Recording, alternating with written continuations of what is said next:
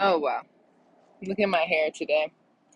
Hello, everyone. We are back for more live Bible reading. I must be honest today. First of all, I'm not feeling my best in here. You know what I'm saying? In here.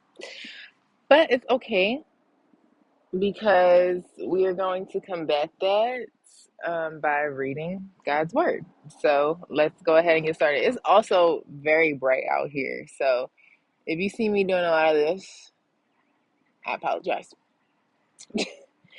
Um, Today we are back in the New King James Version. We are going to be reading, as I said,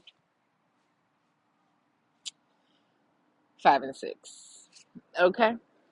Of Genesis. So, ow, the chair is hot. The chair is hot. So we're going to be reading chapter 5 and 6 of Genesis. I'm going to get that up. And yeah, just comment in the comment section of this video. Tell me how you're feeling today. Today is one of those days where I feel like I have to be like listening to worship music all day or listening to um, sermons all day or something like that just to keep me where I need to be because I'm really not feeling great like in my spirit today. I don't know what it is and I don't know what's going on. But I have things to do today. I've been getting them done, but I just feel today is like one of them days where you start to get down because you start thinking about all the things that you are trying not to think about anymore in order to progress. But you know, like those things still be like in the back of your mind. And for some reason today, they're trying to move from the back to the front, and I don't know what's happening. So let's just go ahead to chapter 5, and we're going to read chapter 5 and 6, see what that has to say. And we should be moving on further in the story now, definitely out of the Garden of Eden at this point. Cain is dead. Cain died. Um, all right. The family of Adam. This is the book of the genealogy of Adam. In the day that God created man, he made him in the likeness of God. He created them male and female and blessed them and called them mankind in the day they were created. And Adam lived 130 years and begot a son in his own likeness after his image, and he named him Seth. After he begot Seth, the days of Adam were 800 years, and he had sons and daughters. So all the days that Adam lived were 930 years, and he died. Seth lived 105 years and begot Enosh. After he begot Enosh, Seth lived 807 years and had sons and daughters. So all the days of Seth were 912 years, and he died. Enosh lived 90 years and begot Canaan. After he begot Canaan, Enosh lived 815 years and had sons and daughters. So all the days of Enosh were 905 years, and he died. Canaan lived 70 years and begot Mahalalel. After he begot Mahalalel, Canaan lived 840 years and had sons and daughters. So all the days of Canaan were 910 years, and he died. Mahalalel lived 65 years and begot Jared. After he begot Jared, Mahalalel lived 830 years and had sons and daughters. So all the days of Mahalalel were 895 years, and he died. Jared lived 162 years and begot Enoch. After he begot Enoch, Jared lived 800 years and had sons and daughters. So all the days of Jared were 962 years, and he died. I am sweating. You hear me? This outdoor thing. I am really trying to find a better time to do this. I think the morning will be better because it's in the cool of the day. Okay, it's not in the blazing sun of the day. But anywho, um, okay. So all the days of Jared were 962 years, and he died. Enoch lived 65 years and begot Methuselah. After he begot Methuselah, Enoch walked with God 300 years and had sons and daughters. So all the days of Enoch were 365 years, and Enoch walked with God, and he was not for God. And Enoch walked with God, and he was not, for God took him. Methuselah lived 187 years and begot Lamech. After he begot Lamech, Methuselah lived 782 years and had sons and daughters. So all the days of Methuselah were 969 years, and he died. And it's so funny because in my Bible I have that part bracketed with brackets around it, and it says old as Methuselah, because people say that it's like a phrase that people say. And I was like, oh, this must be where they get that, because that's a lot of years.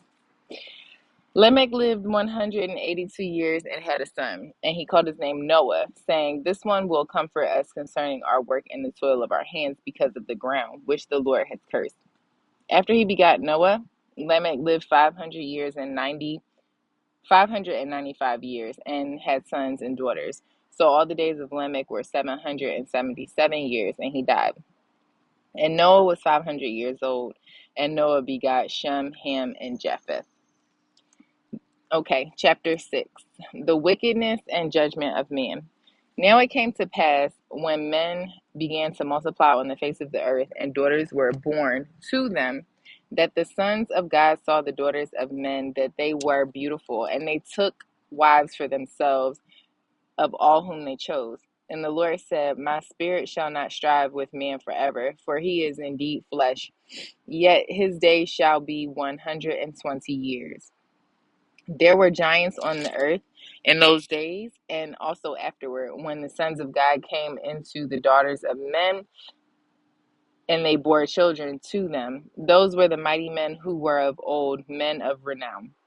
Then the Lord saw that the wickedness of man was great in the earth, and that every intent of the thoughts of his heart was only evil continually.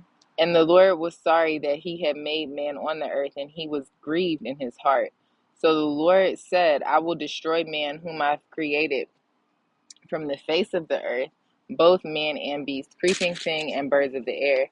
For I am sorry that I have made them. But Noah found grace in the eyes of the Lord. Noah pleases God. This is the genealogy of Noah. Noah was just a man, perfect in his generations. Noah walked with God, and Noah begot 3 sons, Shem, Ham, and Japheth. The earth was corrupt before God, and the earth was filled with violence. So God looked upon the earth, and indeed it was corrupt, for all flesh had corrupted their way on the earth. The ark prepared. And God said to Noah, the end of all flesh has come before me, for earth is filled with violence through them. And behold, I will destroy them with the earth. Make yourself an ark of gopher wood, make rooms in the ark, and cover it inside and out with pitch. And this is how you shall make it. The length of the ark shall be 300 cubits, its width 50 cubits, and its height 30 cubits. You shall make a window for the ark, and you shall finish it to a cubit from above, and set the door from the door of the ark in its side. You shall make with it lower, second, and third decks. And behold, I myself am bringing flood waters on the earth, to destroy from under heaven all flesh, in which is the breath of life. Everything that is on the earth shall die. But I will establish my covenant with you, and you shall go into the ark, you, your sons, your wife, and your sons' wives with you. And of every living thing of all flesh you shall bring 2 of every sort into the ark, to keep them alive with you. They shall be male and female, of the birds after their kind, of animals after their kind, and of every creeping thing of the earth after its kind. 2 of every kind will come to you to keep them alive. And you shall take care for yourself of all food that is eaten, and you shall gather it to yourself, and it shall be food for you and for them. Thus Noah did according to all that God commanded him. So he did. And so next time, that was 5 and 6. Next time, we're going to pick up with the actual flood. So now we see that we're on the ark here, people. So it's starting to we're starting to move into the story slowly but surely. I'm actually battling with whether or not I want to put these lives on Instagram. I'm a little bit nervous about that because I have like a lot more people following me on Instagram, and I just want people to be engaged in the content, which I know that they will be engaged. It's the Bible. Everybody is engaged in it, whether or not they want to be, whether or not they have something negative to say about it or something positive, it's still them being engaged and they're still captured. Um, but yeah, like I said, I am enjoying this reading time that I have, and especially on a day like today, it really comes in handy for me, because even when I'm feeling down, even a story like the one that we read today, God clearly has a plan. You know what I mean? And if we think back into what we just read, like there's a lot of turmoil on the earth, there's a lot of bad things happening. There's people going from God's way to their own way, a lot of wickedness. And I'm sure people like Noah or Noah, who was actually following God, was just like, what in the world is going on? You know what I mean? Like, what is happening? And you just, when you find yourself in those moments in life where you're just like, what's happening here?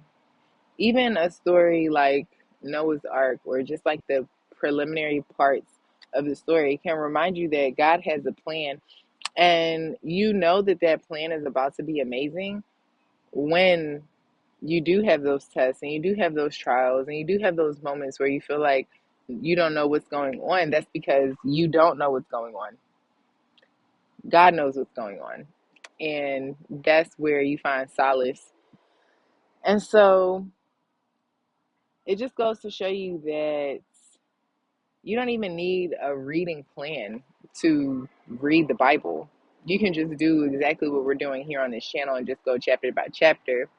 And I am an advocate for starting at Genesis 1:1, because without knowing the background, it's like well, let me finish my sentence. Without knowing the background, you can't understand what is going on in the New Testament and why it's so profound. You know what I mean?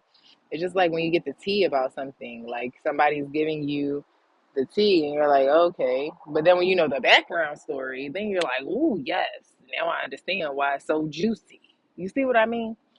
So, yeah, that's why I'm an advocate for starting at Genesis 1:1, because not only is it good to know the background so that you can more fully appreciate the fulfillment of God's promise, there's some good stories in there. Like, there are some good stories in the Old Testament. Like, Homer thought he did a number with the Odyssey. But when I tell you Moses and the rest of the people that was writing along here in the Old Testament, they did their thug fizzle, literally speaking, as well. They did. And it's very good. And I can't wait until we get to those portions of the book. Um, but yeah, I just pray that everyone is having a good day, that your spirit is calm, and that if it wasn't before this video, that it is a little bit more calm now. And I pray that you let God's word speak to you and minister to you and bring up things for you that you need to concentrate on. And I just pray that all is well. I really don't have much more to say. Today is like a day where it's just, and this is why I like that I'm doing this live, because I can just say what's, go. Anywho, but yeah, your day is going well, and I will see you tomorrow. And yes, I will be in better spirits. Bye. Hey, Corey.